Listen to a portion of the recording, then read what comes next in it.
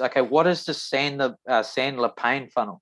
So I was introduced to this in 2016, right, or maybe earlier than that. Actually, this is quite an old communication process. I don't even look at it as a sales process, because let's face it, today's society, they're useless at communicating.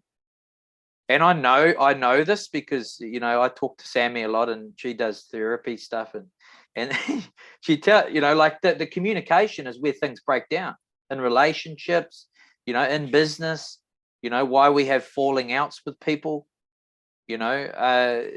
marriages, right? This is why they don't last, because people can't communicate. So, I mean, let's face it, sales and marketing is good for relationships. So if we can actually use this as a tool, so the Sandler Pain Funnel, really, really simple. So our goal, I use the onion analogy, right? And I know we're using a lot of food as analogies because I like food, and obviously Rich does as well because he's got those donuts. But when I get over there, I'm gonna have one of those donuts actually, if they're still on offer. Now, the onion analogy, right? This is interesting because when we're in communication, especially in this type of business, it's emotional, right? People, this business is built off pain and pleasure, right? Pain and pleasure, and at the end of the day, our goal is to uncover their needs. How do we do that? We've got to ask the right questions, right? We've got to peel the layers of the onion back till we get to the core. Now, what happens when somebody peels or cuts an onion up? Right, they start crying, and I've had this happen a lot, right? I've had people cry on my shoulder. I've had people, and this is from using this pain funnel. Now, the goal isn't to go out and make a whole heap of people cry.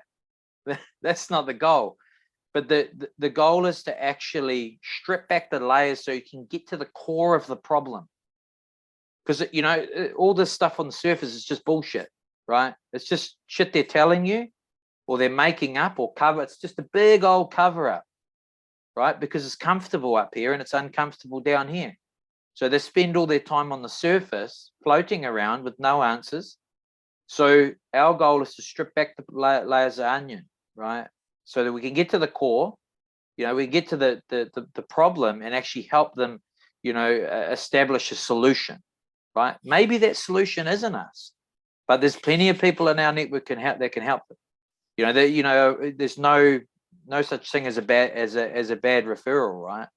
So, if it's just this is the nature of the beast. So when we look at the Sandler Pain Funnel, does this look scary when you look at this? Because it's so simple. Look at it. So somebody asks you a question, right? So for example, when they get into your inbox, this is quite straightforward. When they get into your inbox and you're communicating them in their inbox, in your inbox, and they're telling you some of their problems, right? You've uncovered some of their needs. So first thing you need to establish is, why they've reached out to you, right? You find out why they've reached out to you. All you need to say is, tell me more about that, right? You don't need to say anything else. People overcomplicate this shit. They spend too much time trying to convince people that what they're doing is a good idea, right? The person in front of you is struggling. So you need to be that shoulder that they can lean on. So you've established what they come here for. They need help. Okay, tell me more about your problem, right? They tell you more about their problem, and then you don't answer them, right? This is where people make a mistake. They answer them and then they go in for the kill, in for the sale. The goal here, right? Tell me more about that. They tell you more about it. Okay. Then we move on to the next question. Can you be more specific? Give me an example of your problem. Right. Once you've established this, okay, they've gave an example. You need to know how long it's been an issue for. How long has this been a problem? I tell you, this works in doesn't matter what product you're selling. This pain funnel works. I've seen it in real estate. I've seen it in insurance. It doesn't matter. Doesn't matter the business. I mean, maybe won't work in a coffee shop because people are only there for one reason. The goal of the coffee shop, get them through the door, right? And Rich just told you how to do it. So the next step is, how long has this been a problem? Because network marketing is an emotional business, right? Coffee drinking, probably not as much, but maybe it is. Maybe it is. I love a good coffee. How long has this been a problem, right? They tell you how long it's been a problem. And you need to ask them, what have you tried so far to do about that, right? What things have you tried to implement to fix this problem, right? So right here is where people, they get to step 4 and they're like, oh, I'm just like itching, I'm just itching to just close this person because they're ready, but really they're not ready, right? They're not quite there, right? Because they haven't told you, the full story. They've told you half the story, right? And you're making presumptions on what you think they want. That doesn't work, right? So what have you tried to do about that? Right? You pause, you say nothing, you zip tie your mouth, or whatever you got to do, right? And then you need to ask them, when you did that specific thing, did it work? Right? If they say anything but yes, absolutely, it fixed my problem. If they say but maybe I try, anything like that, right? We need to start talking about the financial side of things now. So step 6, how much do you think that has cost you in time, freedom, money? All of these things are important, right? It's not just money, it's freedom, right? It's time. How much do you think that has cost you in time, freedom, money, or whatever, you've established that, spending time with your family? How much time has it cost you? So once we establish that, we move to step 7, right? They answer, right? Then you don't go and close them, right?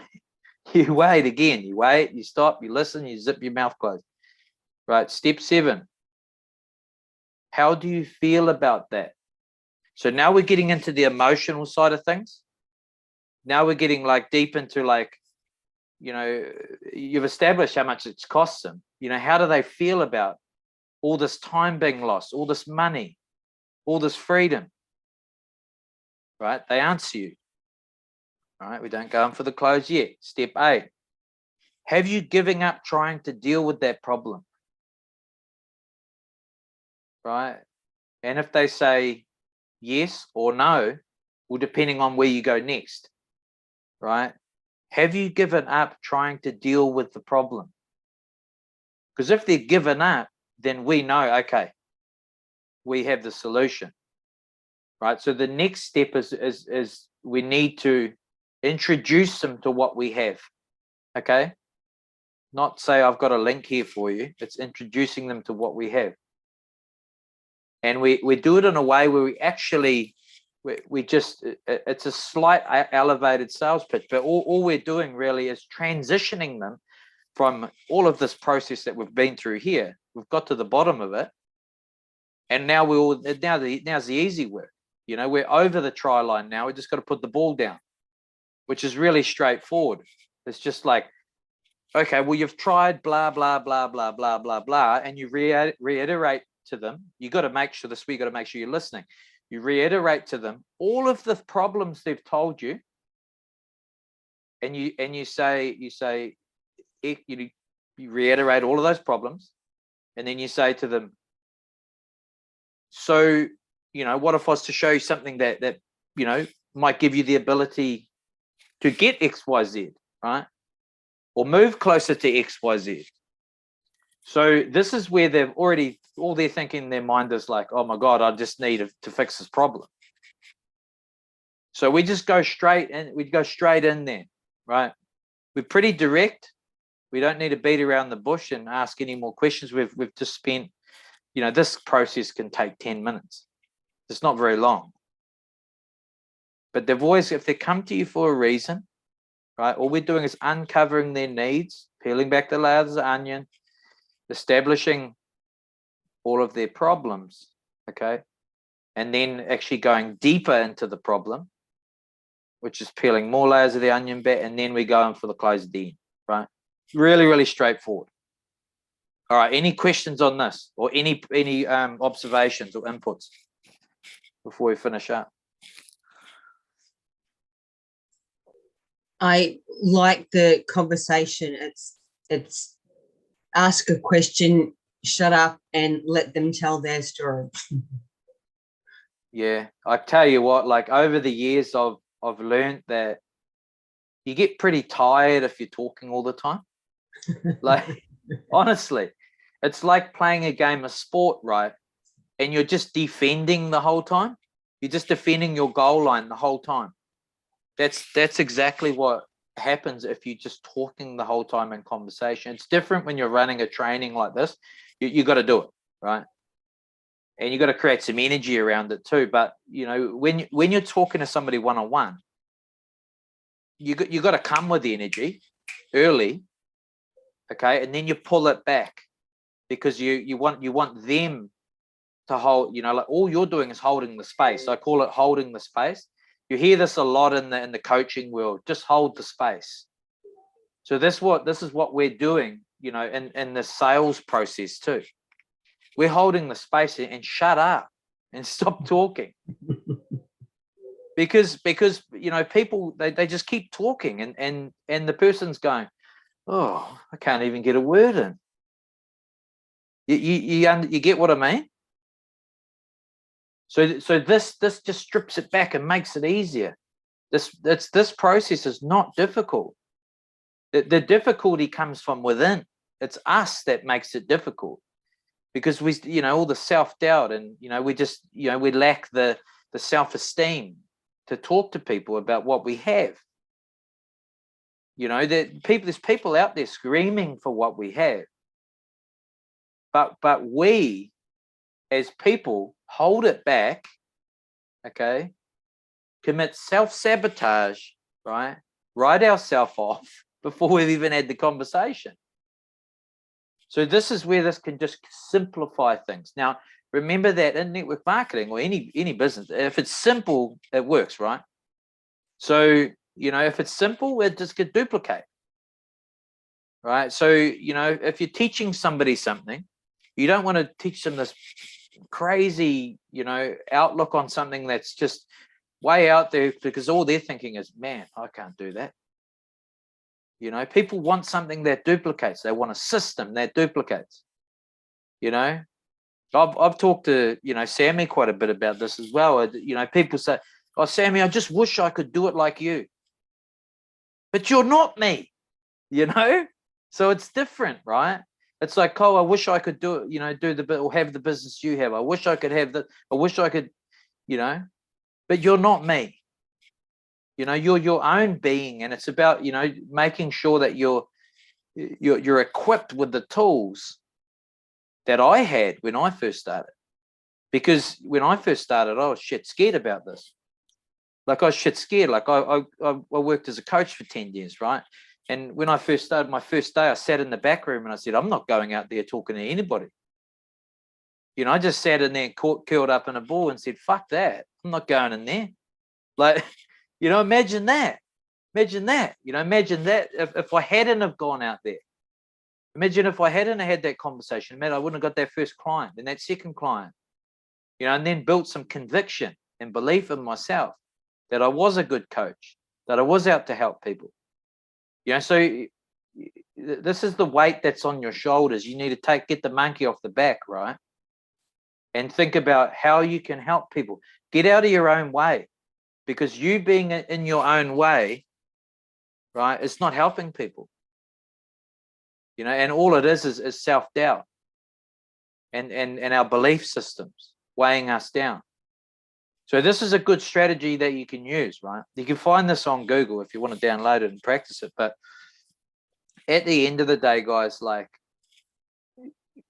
people over time have told me, like, Cole, sales is, it's just like, it's something that I'll never be good at, right?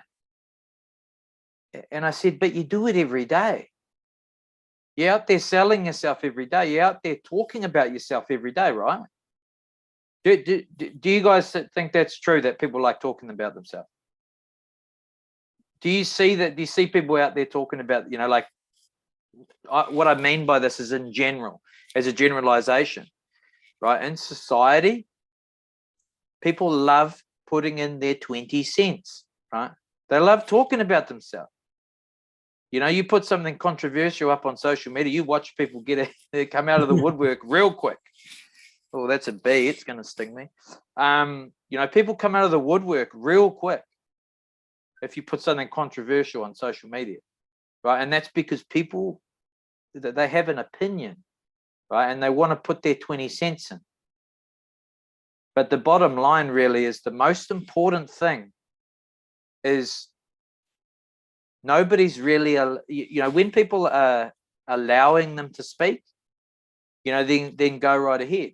And this is what we're doing, you know, in this process is like, you speak, I listen, right? But I'm in control of this conversation. I can tell you that much. Who's in control of this conversation? You are. Yeah, it's powerful, eh? Because I'm not really saying that much, but I'm asking open-ended questions where all they can do is answer. It's not yes or no, because that doesn't make any sense. Because, you know, nobody's going to answer yes or no. These aren't yes or no questions, because they're based upon, you ask a question based upon what the person said. Yeah. Not based on your presumption. Sales is not about presumptions. I think you need this product. No, I don't. Like, I don't need your skincare product or your healthcare pill or whatever it is. You know, I don't need your gold and silver. I can get it from down the road. Because in their head, they've already made up their mind. Because you're making presumptions, or you're presuming that they need what you have, right? Because we haven't done the work. We haven't asked the questions. You know, bottom line, the questions are the answers. Because the questions are what gives us the answers we need to ask the next question. Yeah, and then we build them to a position where they're ready, they become a qualified buyer. And we're not actually really selling them anything, because they've already told us that they need it. Yeah.